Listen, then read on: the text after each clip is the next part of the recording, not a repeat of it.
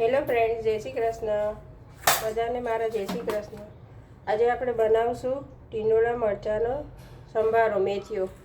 કારણ કે એક બેનની કોમેન્ટ હતી કે આ સંભારો બતાવજો, તો આજે આપણે આ બનાવશું. પહેલાં તેલ મૂકશું, થોડું તેલ મૂકવાનું પહેલાં, પછી આપણે ગેસ ચાલુ કરશું. ગેસ ચાલુ કરીને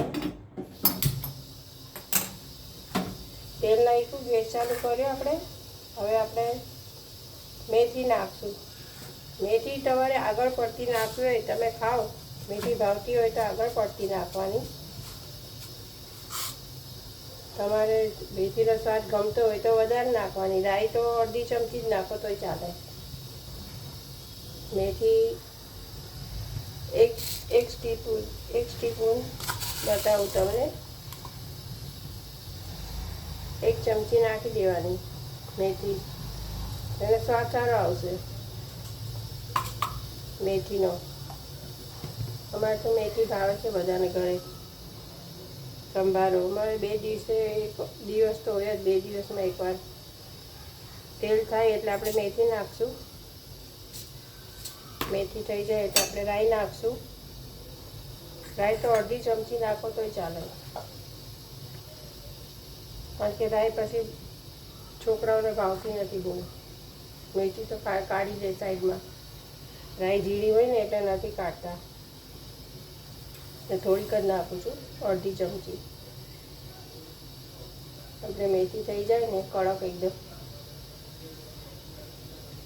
તો એનો સ્વાદ સારો આવે.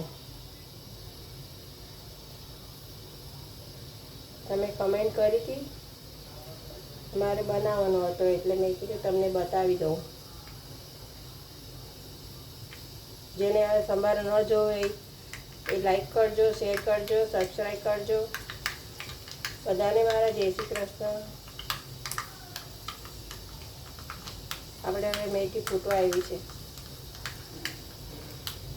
મેથી થઈ જાય એટલે રાઈ નાખશું.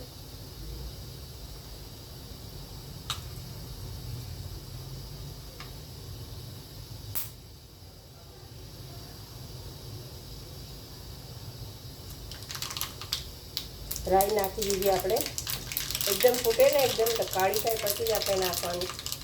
હવે આપણે એમાં હળદર નાખી દઈશું. હળદર નાખીને આપણે સંભારો નાખી દઈશું. મરચાં અને ટીંડોળા બે નાખી દેવાના. પછી મીઠું નાખવાનું સ્વાદ અનુસાર.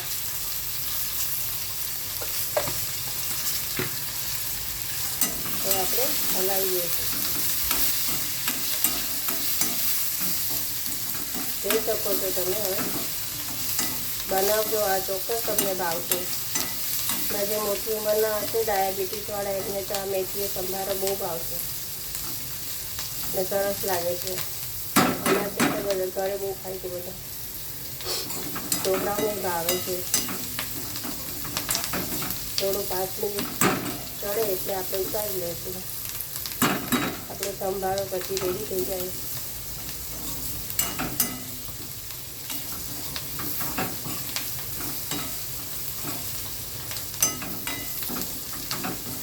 બીજી કોઈ રેસીપી ગમી હોય તો કમેન્ટ કરજો, તો હું તમને બતાવીશ.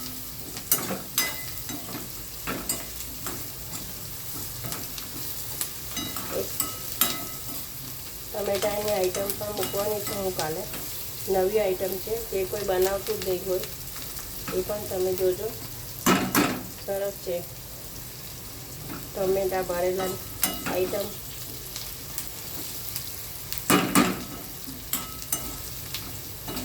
આપણો સંભારો રેડી છે. બહુ ચડવાનો જ દેવાનો, કાચો પાકો જ રાખવાનો. એ તો ગરમ હોય ને લોહી એટલે ચડી જાય આમાં ને આમાં. હવે આપણો સંભારો રેડી છે. ગેસ બંધ કરી દઈશું. હવે એમાં થઈ જશે. ગરમ છે લોહી, એમાં ચડી જાય બધું.